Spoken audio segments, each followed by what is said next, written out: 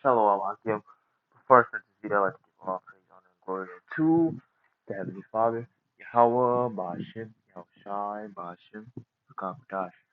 Alright, Barak the Yahweh, Barak the Yahushai, Barak the Yahweh, Barak the Yahushai, Barak the Yahweh, Barak the Yahushai, Barak the Yahweh, Ba'ashem, Yahushai, Ba'ashem, Rakakadash. I would also like to give double honors unto the apostles and elders of Great Millstone who taught us this truth and rule well. I also like to give a sincere salutations out there unto y'all again, unto y'all again, that to teach this word in sincerity and in faith. Right to you, I say shalom. I also like to give a sincere shalom to the elect of the nation of Israel. You sincere Akim Aqua that watch our videos, alright? So today's lesson is going to be a quick one. It's going to be about how the era of cheap food is over, man. It's done. You're not gonna be able to go out and buy food that's gonna be like you're not gonna be able to go out there and buy a bunch of chicken for $20, bunch of steak and stuff for like $50, you know. Your one basket of chicken, your one container of chicken is gonna be like $40. Your whole bunch of steaks is gonna add up to like 300-400 now. That era is over. Okay, it's done. Done. It's gone and it's never coming back. That's that. Alright, you know, you're gonna lead me to my first precept actually, since we're on the topic of it.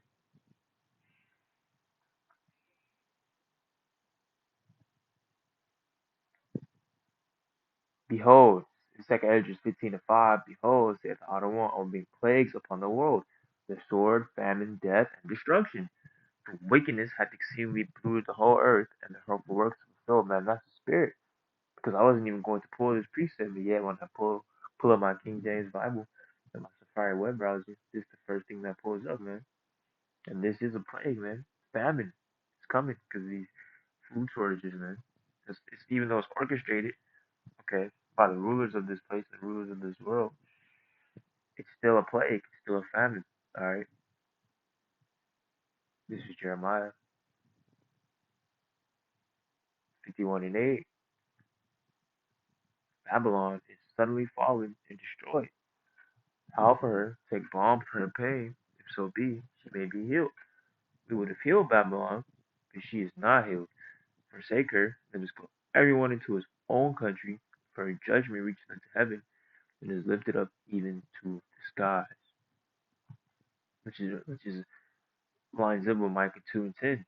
Okay? We're not gonna be able to go back to our own land because we got those rats out there. Okay? We have to be delivered by Yahushai, okay, through the spirit and power of Yahweh by Yahushai to come and deliver us and put us back into the land of Jerusalem by way of chariots. Okay. Micah 2:10. Arise ye and depart, for this is not your rest, because it is polluted, it shall destroy you, even with a sore destruction.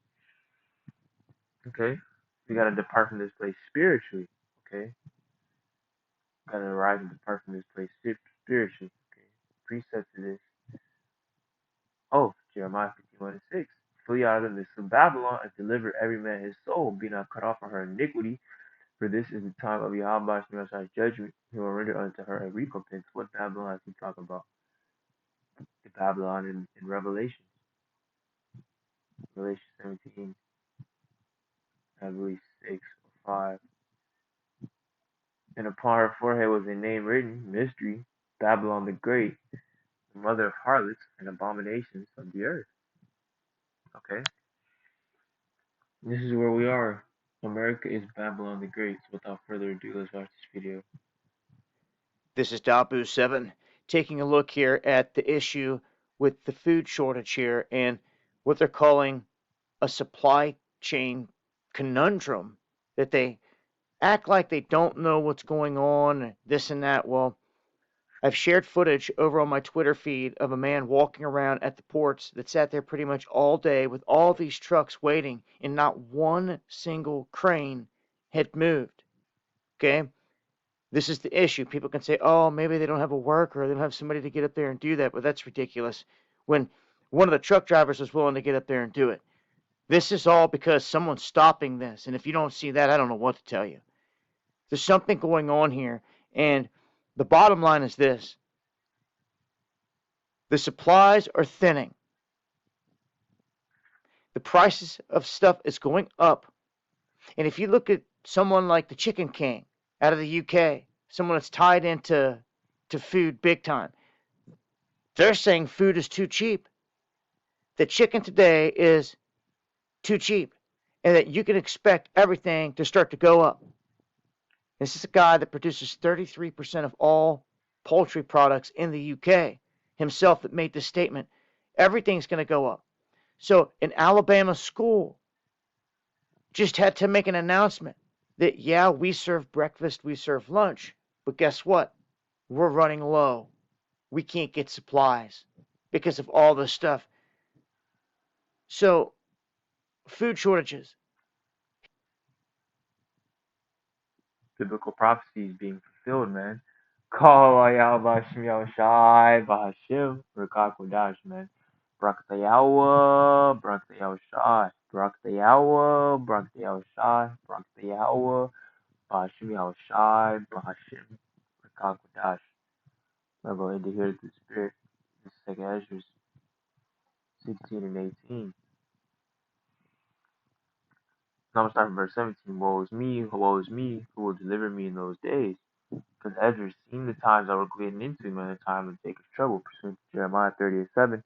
Alas, that day is great, so that none is like it, is even the time of Jacob's trouble, but he shall be saved out of it. Who is that he?